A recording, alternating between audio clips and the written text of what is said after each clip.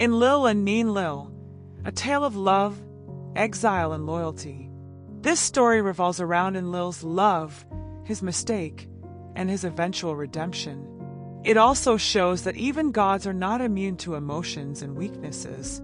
The meeting and the beginning of love. In the city of Nippur, the young goddess Enlil, also known as Sud, was raised by her mother Nisaba, the goddess of grain and wisdom. Nisaba taught her daughter purity and virtue. Enlil grew into a beautiful and radiant young goddess, admired and respected by all. One day, Enlil went to bathe in the sacred waters near Eker, the holy temple where Enlil ruled.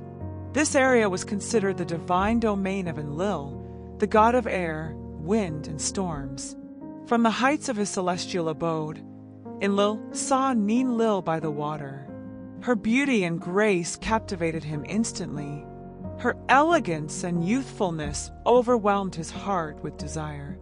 Although Enlil was a powerful and authoritative deity, he found himself vulnerable before Enlil's charm.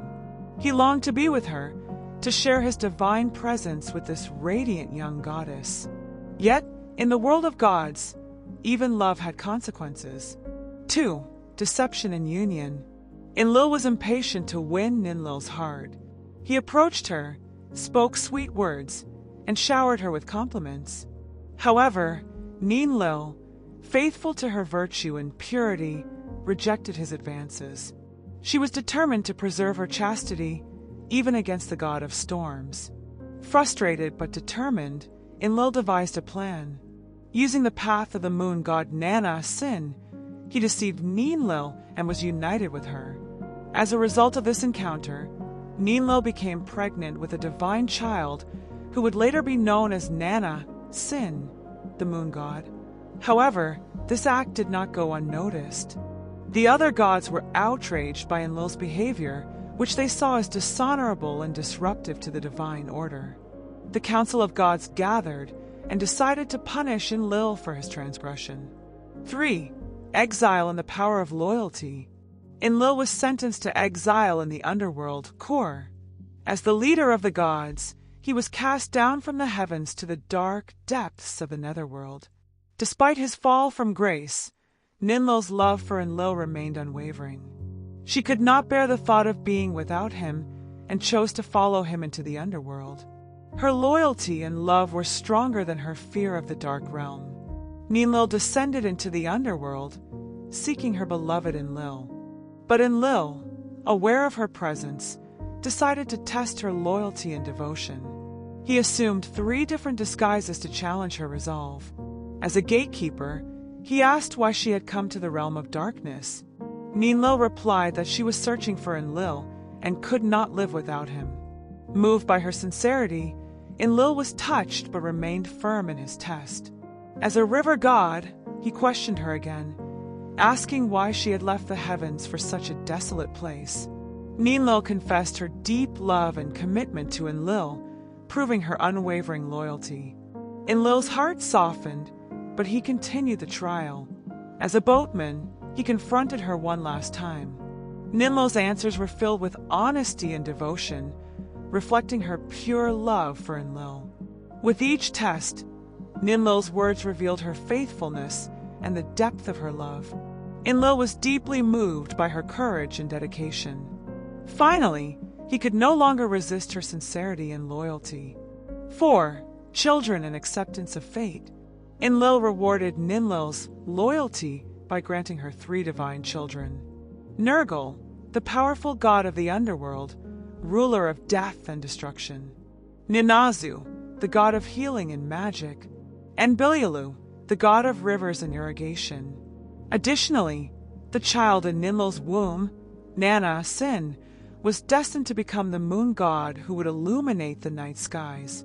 Thus, through his children, Enlil shaped the destinies of both the heavens and the underworld. Forgiveness and return.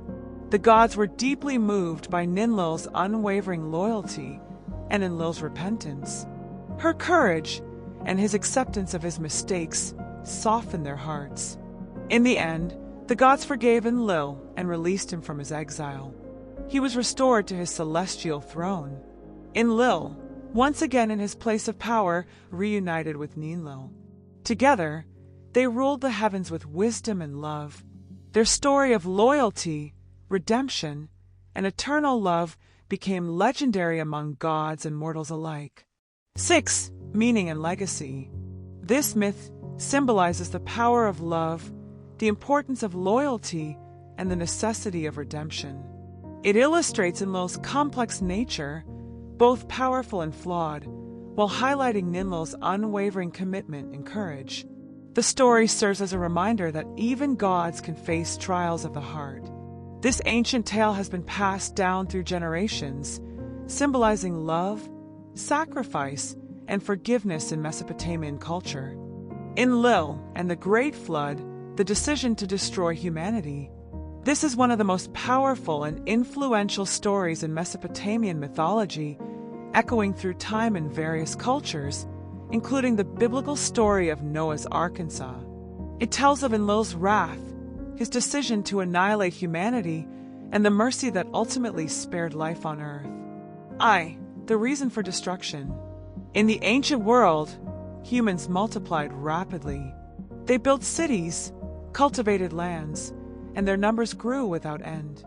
They offered prayers and sacrifices to the gods, but as their population increased, so did the noise they made. Their voices became loud, incessant, and chaotic, echoing into the heavens. Enlil, the god of wind, air, and storms, was the most powerful deity in the assembly of the gods. As the protector of order and divine authority, Enlil could not bear the constant noise and commotion from the humans below. Their clamor disturbed his rest and disrupted the peace of the heavens. Growing increasingly furious, Enlil summoned the gods to a council. With anger in his voice, he declared, "The noise of mankind has become too great. Their clamor keeps me from sleep. I cannot rest. I cannot find peace. We must silence them once and for all." The other gods listened as Enlil proposed a drastic solution: complete annihilation.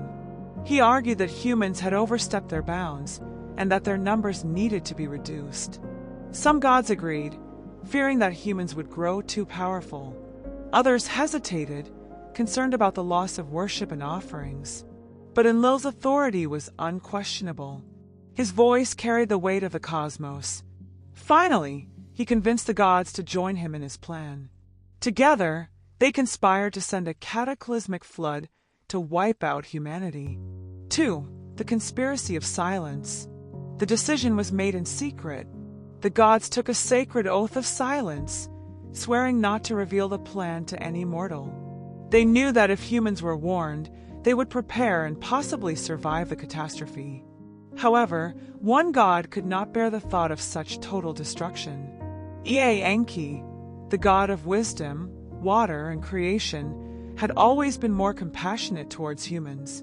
After all, he had played a crucial role in their creation, molding them from clay and breathing life into them. Ea was troubled by the conspiracy and saddened by Enlil's wrathful decision. Yet, bound by the oath, he could not directly warn the humans. Still, Ea was clever, and his wisdom found a way to bypass the divine decree. 3. The warning to Utnapishtim. Among the humans, there was a righteous man named Utnapishtim. In the Sumerian version, he is known as Ziusadra. Utnapishtim was loyal to the gods, pious and wise. He regularly offered sacrifices and maintained harmony with the divine will. Ea, moved by Utnapishtim's devotion and integrity, decided to save him. But how could he communicate the warning without breaking his oath? In his infinite wisdom, Ea found a way. He whispered to the walls of Utnapishtim's reed hut, speaking to the air rather than directly to the man. Reed house, wall, wall, hear my words. Man of Shirapak, son of Ubertutu, tear down your house and build a boat. Abandon your possessions, save your life. The flood will sweep through, destroying all living things. You must survive to preserve the seed of life. Utnapishtim heard Ea's words and understood the warning. Though confused and fearful, he trusted the wisdom of the god of waters. He knew he had to act quickly to save his family and the future of humanity. 4. The construction of the ark. Following Ea's instructions, Utnapishtim dismantled his house and used the materials to build a vast ark. The design was meticulous. It was a giant, cube-shaped vessel with 7 decks, each carefully sealed with bitumen to make it watertight. It was built to endure the great waves and violent winds of the impending flood. Utnapishtim stocked the ark with food, fresh water, and every living creature in pairs, ensuring that life could continue after the disaster. As he worked, people mocked him, questioning his sanity. But Utnapishtim continued, driven by faith and the urgency of Ea's warning. When the ark was finished, Utnapishtim gathered his wife, family, and the animals. As the last door was sealed, the skies darkened and the earth began to tremble. The great flood, the heavens opened and the earth erupted. Enlil unleashed the full power of his wrath. Torrential rain poured down, and the waters of the Abzu, the primordial deep, surged up, swallowing the earth. The winds howled, and the waves rose like mountains. The flood raged for 7 days and 7 nights. The roar of the waters drowned out all other sounds. Mountains were submerged, cities were obliterated, and all living creatures perished in the merciless waters. Even the gods were terrified by the sheer force of the catastrophe they had unleashed. They retreated to the heavens, trembling and weeping. Ishtar, the goddess of love and fertility, mourned the destruction of her beloved humans, regretting the decision they had made. Inside the ark, Utnapishtim and his family prayed, hearing the chaos outside but trusting in Ea's promise. 6. The waters recede and the sacrifice. On the 7th day, the storm abated. The waters began to recede, and the ark came to rest on the summit of Mount Nazur. Utnapishtim waited patiently, then released a dove, which returned, finding no dry land. He then released a swallow, which also returned. Finally, he released a raven, which did not return, indicating the waters were receding.